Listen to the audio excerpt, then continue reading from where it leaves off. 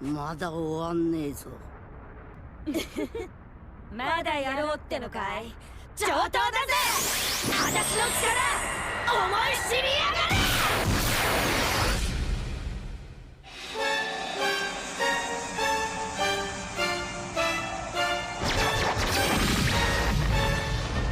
My fellow Nerdikins, welcome back to another episode of That's So Nerdy. Today we've got another deck profile for you, and it's going to be the Soul Striker Reboot deck, and it's actually quite a different build than most people run. A lot of people like to run the Janemba engine behind this leader because this leader has a lot of control over his energy, and it just makes playing Janemba a lot easier, but I went a different route, a much different route, and I tried to do more of like a Goku theme deck.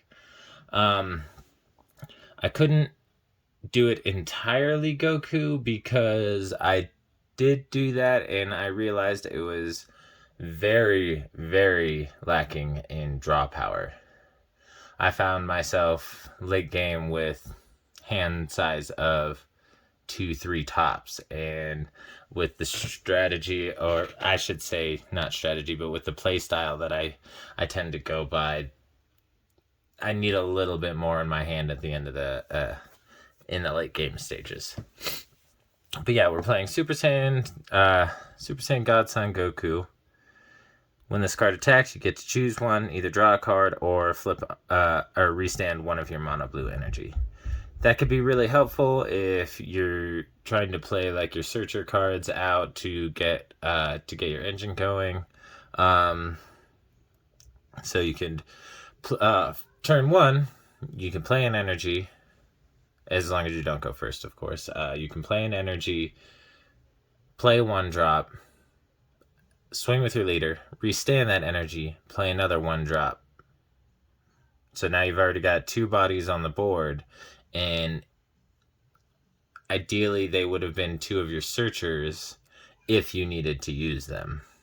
The Awaken ability is pretty standard for half of it, 4 less life.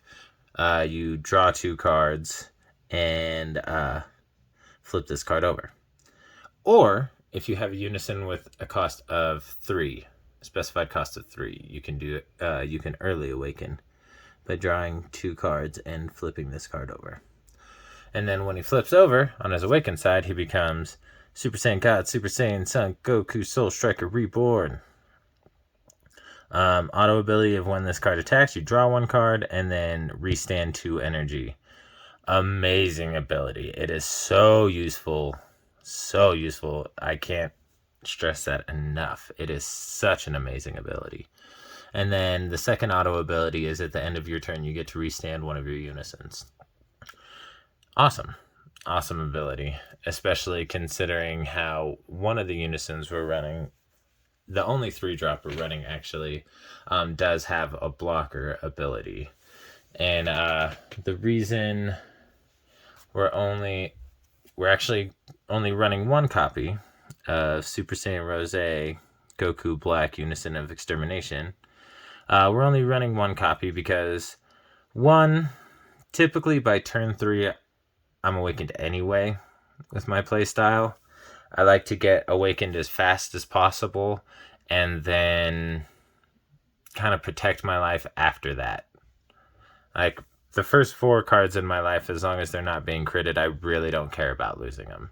If they're being critted, I care a little bit more depending on what I have in my hand and what I'm going for.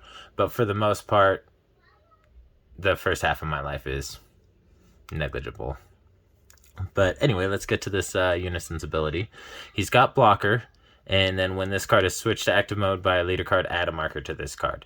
So at the end of every turn that you've used this Unison to attack, your leader restands him at the end of the turn, you put a marker on him, and then for 0 markers, you get to draw 1 card and then pitch a card. And then if you remove 2 markers, you choose up to one of your opponent's battle cards with an energy cost of 4 or less and place it at the bottom of its owner's deck. That could be fairly useful, really depending on what decks your opponent is playing, what engine they're going for, how far in the engine they are. Like I said, typically by turn 3, with my playstyle, this Unison, except for its blocker ability, is fairly useless. A lot of the time, for me, it actually ends up getting pitched into my energy. But I got that card with Soul Striker Reborn. I actually got it as a free promo from Premium Bandai, actually. Shout out to Premium Bandai. And they also sent me some Digimon cards, which I really have no interest in. But it's cool because I do like to collect things like that. Next, we're going to talk about our second Unison, which is the main Unison of this deck. This is the one we shoot for. This is the one that I typically run my strategy around. And that's going to be Gogeta Pursuit of Power. We're running 3 copies of this card. The permanent ability is if you have a blue Saiyan in your battle area in rest mode, your leader doesn't take damage from attacks. It's awesome. Amazing ability. I honestly think every blue deck, mono blue deck especially, or Saiyan, mono blue Saiyan deck I should say, should be running at least 2 copies of this card. It is so useful, and the fact that it's only a specified cost of 2, it can really help you protect your life for being able to get into those later game strategies. Oh, sorry, I didn't go over the abilities. For no markers, you choose one of your leader cards or battle cards and switch it to rest mode and add a marker to this card. So turn 2, say you only have a 5,000 power on the board, and you're like, oh, well, I don't want to combo up to try and deal damage to my opponent. You just use your Unison, switch it to rest mode. Problem solved. And if you remove 2 markers, you get to draw 1 card, choose one of your opponent's cards with an energy cost greater than their current energy, ignoring barrier, and place it at the bottom of its owner's deck. Now, this can be very helpful in fusion decks, in decks that use Union Absorb, in decks like, I almost said Garlic Jr., but not really Garlic Jr., because the only card that Garlic Jr. has really that plays before you get the amount of energy is the Overlord of the Dead Zone. Is that what it's called? No. I think it's like Immortal Avenger. I think it might be Immortal Avenger. Anyway, it's the big boss card for the Garlic Jr. deck, and he's really the only one that you play before you have the energy to do so. I mean, typically you're not going to run into anything playing against Garlic Jr. that you're going to be able to use that -2 against, because most of the cards in that deck are 2-drops anyway. So, I mean, it is what it is. Alright, now we're going to move on to our battle cards. First battle card we're running is 2 copies of Super Saiyan Blue Son Goku Tenacious Warrior. Reason he's in here is 1, for his first auto ability that allows him to self-awaken, or allows me to self-awaken, not him, obviously. You add 1 card to your life, he gets 11,000 power when he attacks. So, or 11,000 power for the turn. So, since it's an auto ability, I believe, if I'm not mistaken, you could do that on your opponent's turn as well. No. Never mind. Scratch that. I lied. I don't think that is the case. But, second auto ability is when this card is KO'd, you look at up to 7 cards from the top of your deck, add up to 1 blue Unison card with a specified cost of 2 among them, and add it to your hand, then shuffle your deck. So if this card gets KO'd and you don't already have your Unison on the board, you get to look at the top 7, see if you can bring out your Gogeta. I'm going to, in the description box, I'm going to have the full deck list and the price of each card singularly and how much it costs in total to build this deck if you were to buy it card for card. So go ahead at the end of this video, or during this video if you like, you can go into the description box below and it'll tell you exactly what you would need if you like this build in order to, you know, run it. Next one drop we're running is 4 copies of Oob Power of Hope. This comes back to what I said in the beginning. And I was trying to run a full Goku themed deck, but I didn't really have draw ability. So that's what Oob is here for. Partially, he's also a 1-drop blocker, so that's useful too. But if your Unison card is in play, you get to draw a card when he's played. So that is helping with your draw ability right there. He's got 4,000 power, 5,000 combo, and we're running 4 copies of him. Next, we're running 4 copies of Kind Saiyan Son Goku. 5,000 power, 5,000 combo. Auto ability of when you play this card, you look at the top 7 cards of your deck and you pick 1 blue Son Goku among them and add it to your hand. It's very useful because it doesn't have an energy restriction. So this literally helps you search out any part of your engine that you don't currently have in your hand. So that becomes very, very useful, which is why we're running 4 copies of him. And then our last 1 drop is going to be Son Goku Fusion Synergy. He's got 5,000 power, 5,000 combo, but an auto of if you add 1 card from your life to your hand, it gets plus 10,000 power and critical, so it becomes a 15,000 crit swing. Not only is that going to help you self-awaken, but it's also going to help you if your opponent doesn't counter or combo out of this attack. It's going to make it so they get less cards in their hand, and you're just taking down their the utility of their deck in essence. And we're running 4 copies of that. Our first 2 drop that we're running is going to be our super combo, super basic super combo, Son Goku Shadow Dragon Suppressor. If you're at 4 or less life, when you combo with this card, draw a card. 10,000 combo, 15,000 power. And I know that this is a Goku GT, but it's still Goku, so, I mean, it is what it is. I enjoy GT as much as the rest of the series, all the other series, so it is what it is. And we're running, since it's our super combo, we're running 4 copies of that. Next card we're going to be running 2 copies of Android 18 Universe 7 United. And this comes back to the draw ability, because its activate main is if you pay 2 energy, you get to draw a card. So if you don't have what you're looking for in your hand and you have the extra energy, you can try and just draw it out if you don't have anything with searchability. Our next and final 2 drop is going to be Son Goku Spirit Forger. It's got 5,000 power, 5,000 combo, and it's got barrier and a permanent ability. This card gets plus 5,000 power for each card placed under it, and you can only play battle cards that are blue and no other color.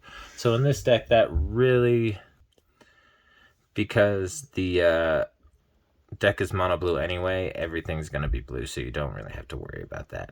And then the activate main is once per turn, place a card from the top of your deck under this card. If there are 7 or more cards placed under this card gains triple strike for the duration of the turn. So after turn 7, which, I mean, let's be honest, the game should be long over by then. And it would actually be turn 8, because you can't even play this guy until turn 2. But he does get a buff for every card underneath him, so you do get an increasingly strong attack for each turn that he's out. And he does have barrier, so he can't be KO'd by skills or extra cards, but when he is in rest mode, he can be the target of attacks, of course. But that he's kind of like a tertiary win con for this deck, because if you've made it that far, it's because your opponent has been able to stop your chains and really reduce the efficacy of your engine to the point where, I mean, you're probably, if you're making it to turn 7 and you haven't killed your opponent and they haven't killed you, or turn 8, excuse me, this is definitely going to be the one that makes it so you take the W. At least I think so. Next is going to be our only 3-drop. We're only running 2 copies of it, and it's Preface of Recovery Son Goku. It's got Barrier, and when it's summoned, you restand 2 of your energy. So essentially, it becomes a 1-drop because you pay 3 energy, play it, restand 2 energy. So you've got another 15k body on the board to try and help either swing for additional damage, maybe swing for game, or just throw it out there as like what's the word I'm looking for? Diversionary, a diversionary attack to preemptively move up your evolution chain. Next is our first 4-drop, and we're running 2 copies of this. It's Overflowing Spirit Super Saiyan God Super Saiyan Son Goku. 15,000 critical, and if you have 5 or more energy, it gets plus 10,000 power. So it becomes a 25,000 power the turn after this is played, because as you can see, there's no way to make this cheaper or cheat it out in at least this build that I have.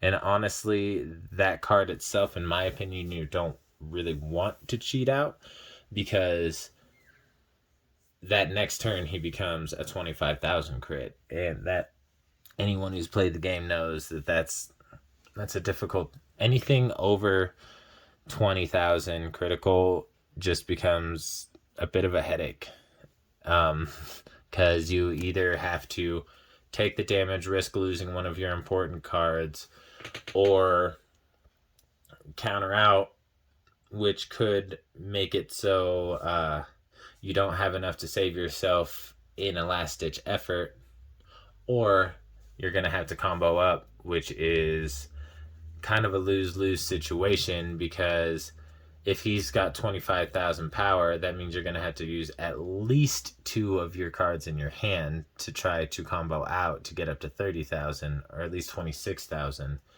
And you're really only protecting 1 card.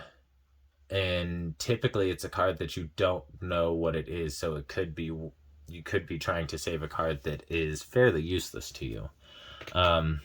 So yeah, critical, anything above 20,000 critical really becomes difficult to deal with. Next, and we're running, I don't know if I mentioned it, but we're running 2 copies of that card. Next, we're running 3 copies of Determined Striker Super Saiyan Blue Son Goku. And he's a counterattack. You play this card and negate the attack. It's a 4-drop, but it's got a permanent ability that when activating this card's counter, if you have 3 or less life, you may place 2 Saiyan cards from your hand in the drop area. If you do so, reduce the energy cost of this card by 3 for the duration of the turn. So he becomes a 1-drop if you pitch 2 Saiyans from your hand if you're at 3 or less life. So that becomes very useful in your evolution chain, because not only do you get to play him during your opponent's turn if you have the available energy, but that frees up your energy on your turn to move up your evolution chain without having to worry about running out of energy. It is kind of tough that you gotta pitch 2 Saiyans, but that's why we threw Oob and Android 18 into this deck. That way you can continuously try to build your hand size as you're going along. That way when it comes time to run these strategies, because you'll notice like the evolution chain for the stronger cards, you do have to pitch cards from your hand in order to bring them out, but it's totally worth it in my opinion. And like I said, we're running 3 copies of that card. Next card we're running is our final 4-drop, and that's going to be Ultra Instinct Son Goku the Unstoppable. It's got 20,000 power, 5,000 combo. It's a counterplay and a counterattack, so you can play this one during your opponent's turn as well, but this one's more difficult because there's no way to reduce the energy cost of this one. But this one arguably has a much better ability in my opinion, because while that one just negates the attack and they get to keep their card on the board, this one, when you play this card, you get to choose one of your opponent's cards, ignoring barrier, and return it to its owner's hand. And if it's your opponent's turn, you get to draw a card as well. So not only do you get to build your hand size so you have more to pitch from your hand in order to play your evolution chain, but also it's taking some of your opponent's power off the board. Like, say they have a blocker on the board trying to protect their life, you can send that blocker back to their hand, and then they have to wait till their next turn to play it. And they may not even want to play it by that time because they may have a strategy in their hand that they're already kind of married to, and they want to complete. So that blocker may just become a non-issue once you do that. Oh, and its permanent ability, sorry I didn't go over this, this card can't be negated in any area. So that's another reason why I think that one's better, because the other one can. You can use a counter and just completely nullify the first 4-drop Goku, but this second 4-drop Goku, they can't stop you from playing him, and that's very, very useful. I'm actually going to change the order of these. I was going to do the Super Saiyan 3 first, but I think it would be more appropriate for this one. Alright, next card we're running is going to be Son Goku Path to the Infinite. We're running 4 copies of this card. The reason that we're running this card is for his Activate main. He's got 20,000 power, and if you pay 1 blue energy, if your leader card is blue and you also choose one of your blue battle cards with an energy cost of 4 and return it to its owner's hand, play this card from your hand. So say on your opponent's turn, you were able to play this Goku.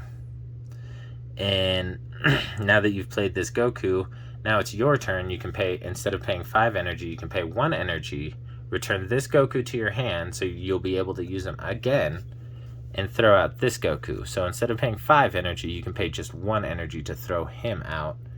And that is why he's in here. He doesn't have double strike, doesn't have deflect, doesn't have barrier, or anything like that. I wish he had deflect, because that would make this chain a lot safer. Honestly, I wish all of the boss cards had deflect, because none of them do. But, I mean, beggars can't be choosers, right? But yeah, we're running 4 copies of this card right here, just for consistency's sake, because we've got 8 4-drops in total that we could use that on. 2 of them, the Overflowing Spirit Son Goku and the Unstoppable Ultra Instinct Son Goku, you have to pay the 4/4. But for the Determined Striker Son Goku, you have the option to be able to only pay 1 if you have the ability to do so with the cards in your hand. Because it does have to be 2 Saiyans that you pitch, which, I mean, in this deck isn't a huge issue, because all of them except for 2 cards are Saiyans, and that would be Oob and 18.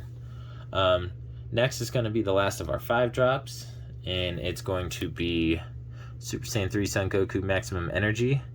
It is a 5-drop, but you can evolve for 4, and when you evolve this card, it also gets dual attack for the turn. So it's a double strike dual attacker for 20,000, which can be very, very helpful, especially later game. I mean, obviously it's going to be later game because you can't even play him until you get at least 4 energy. But it's very, very helpful to be able to swing at your opponent, deal 2 damage, and then untap and then swing again. It's awesome. Anybody who plays the game knows that's awesome. Next, we're going to be looking at, like I said, that was the last of our 5-drops. We're running 3 of those, Super Saiyan 3 Son Gokus. Next is the first of our 7-drops. And we're only going to be running 1 copy of God Break Son Goku. The main reason that we're only running 1 copy of this is because you can't even play it until turn 6. You need at least 6 energy to be able to evolve into him. He is a double striker with 30,000 power, and his permanent ability is choice. But that, in my opinion, is why he's so expensive. Because your opponent can't activate, counter, or blocker against him. So they're going to have to try to combo out of both of the, or I don't know why I said both of these, but they're going to have to try to combo out of this double strike. And if you have a substantial amount of cards in your hand, it's really detrimental in even game ending, to the point like if you get to that card, then your opponent's probably not going to make it to their next turn.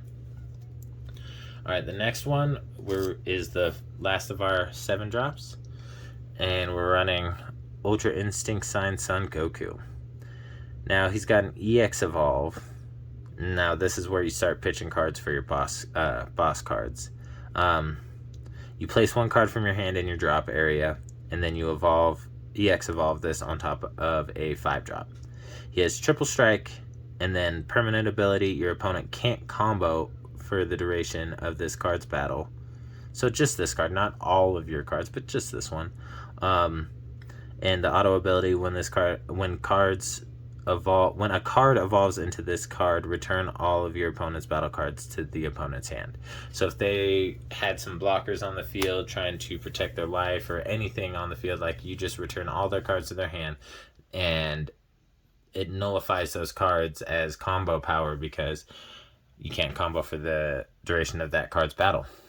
And since it doesn't have unique, if you have more than 1 5-drop on the board and you have more than 1 of him in your hand and you have the energy and the cards to do so, you can play more than 1 of them, and then your opponent's screwed because it's 35,000 power. It does have 10,000 combo if you pay 1, but you're not going to be wanting to use that card in combos. Now the next card is the last of our battle cards, and it is a 9-drop. I know what you're thinking, 9, oh my god, that's huge. But it's an EX evolve for no energy. You just pitch a card from your hand and play it on top of a 7-drop. So either your God Break Son Goku or the Ultra Instinct Saiyan Son Goku that we just saw. You're going to play him on top of one of those, or excuse me, not on top of one of them because it's EX evolved. So you're going to place 1 card from your hand in your drop area, and then EX evolve him from a 7-drop. So you'll take that 7-drop, throw it in your drop area, EX evolve into this guy, another double striker. Auto, when a card evolves into this card for the duration of the turn, you cannot lose the game and your opponent cannot win the game. So that is very, very helpful considering the activate main. Choose 2 cards in your life and add them to your hand. Switch this card to active mode. So if you've gotten to the point where you can use this card, if you've evolved into this card, which, let's face it, that's what you're going to do because there's no way you're making it to turn 9 in this game. You can literally attack with this card until you kill yourself, but you don't actually kill yourself until you end your turn. So you can swing, say they counter it, you can take two cards from your life, stick them in your hand. That's added combo ability right there. I mean, possible added combo, because maybe those are your counters or something, like an extra unison or something. But typically you'll be getting extra combo power there. And then swing again. Combo with the cards you just drew. If somehow they're able to combo out or counter that one, do it again. Typically, you'll only get to do that twice if you're following my play strategy, because like I said, I like to get down to 4 life and then not let it get any further. But with this deck, sometimes you don't get below 6 life because you get your unison out there, and then your opponent has to focus on your battle cards or your unison to try to be able to deal damage to your leader. And then that takes focus off your leader, so you're still not taking damage. So it's a strategy to try and get further along in the game, and then